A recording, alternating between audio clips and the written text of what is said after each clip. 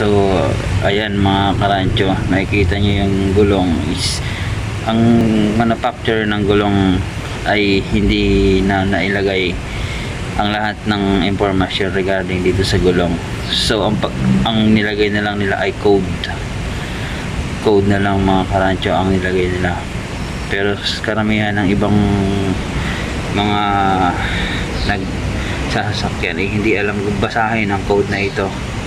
So yun mga karancho, ito tuturo ko sa inyo itong apat na linya na to. Huwag nyo napansinin to.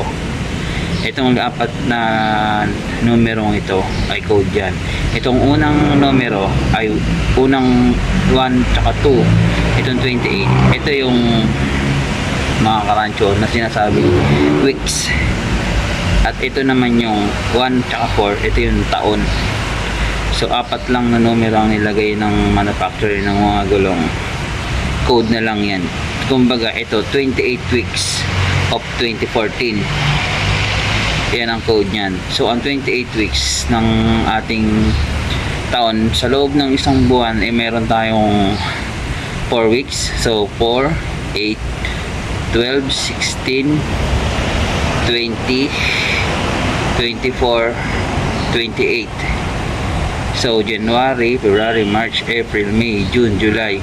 So last week ng July 2014 to ginawa.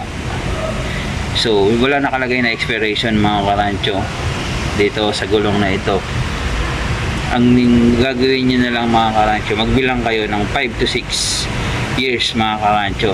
So ito nga yung napansin ko mga karancho, expire na ang gulong na ginagamit na ito. Ito kasi pag nag-expire na, lalo na pag uminit, nananakbo kayo mga karancho, bigla na lang ito sumasabog. Bigla na lang yan pumuputok mga karancho kasi ano na ng duration niya, inabot na ng duration niya, expired na. Kumbaga sa pagkain, hindi na pwede. So 5 years mga karancho, pagpalagay nyo na 6 years, so 14, 15, 16, 17, 18, 19, 20, 2021. So 7 years na to mga karancho. So hindi na talaga pwede. So need na natin palitan. Yan.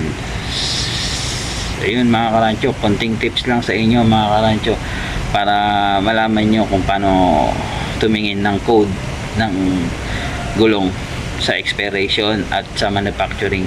So yun mga karancho, maraming salamat.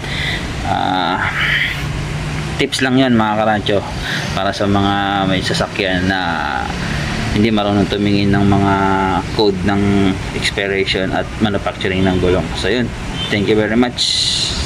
God bless.